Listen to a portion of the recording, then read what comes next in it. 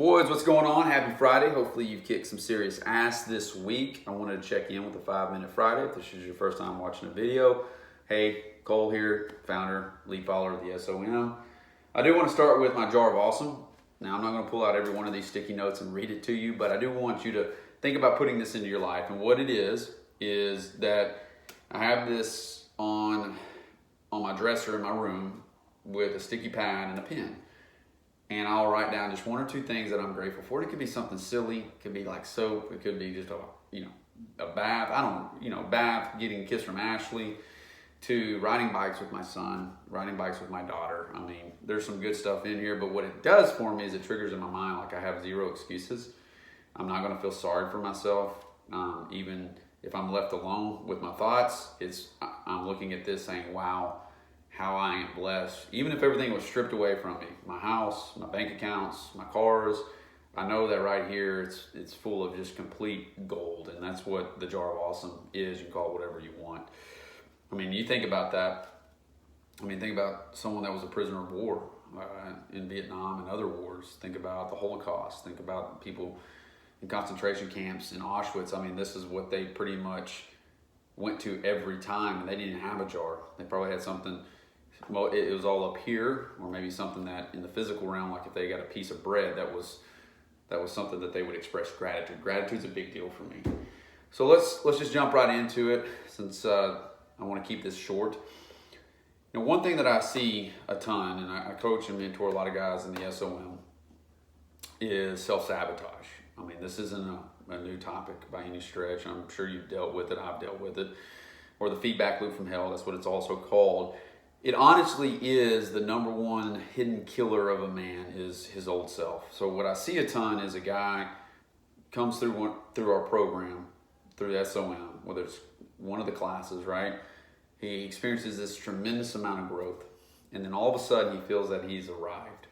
Then all of a sudden old self starts whispering in his ear again. And all of a sudden he starts repeating bad habits, and he's working so hard to get back to his new and true identity, right? His true self, if you will.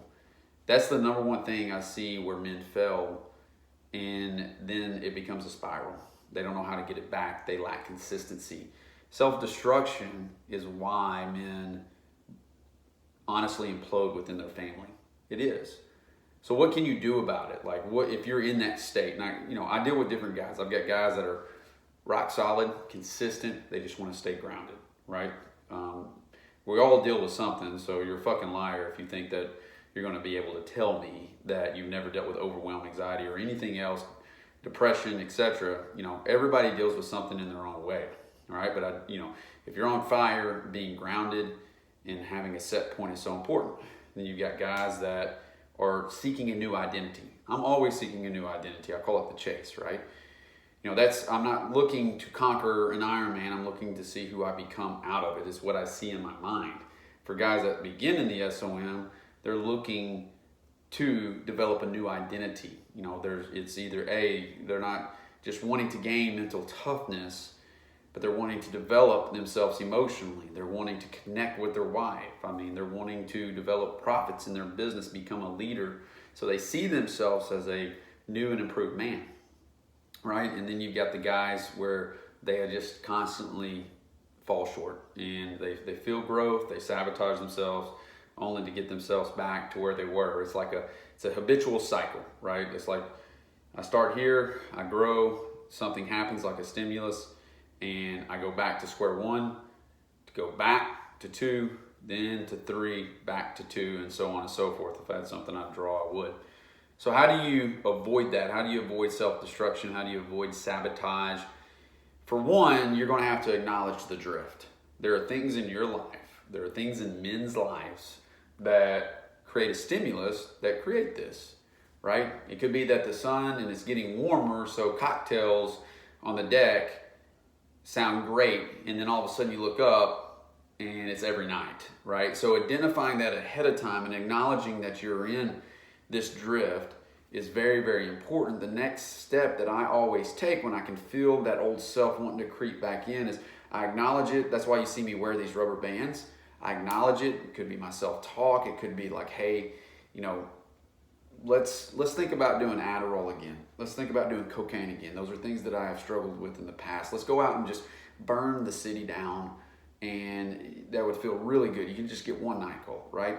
So, when those voices do creep up, voices of self-destruction, you acknowledge it, but you then interdict and redirect it. That's your second step, is your interdiction.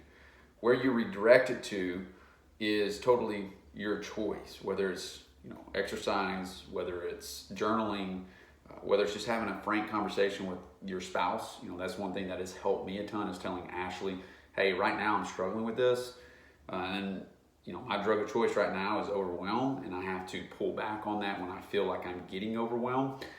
Because if you don't and you bottle it up, you eventually blow up and it becomes a mushroom cloud. Everybody gets affected around you. And then you're looking at yourself in the mirror going, holy shit, I did it again. I did it again. Why do I keep doing this, right?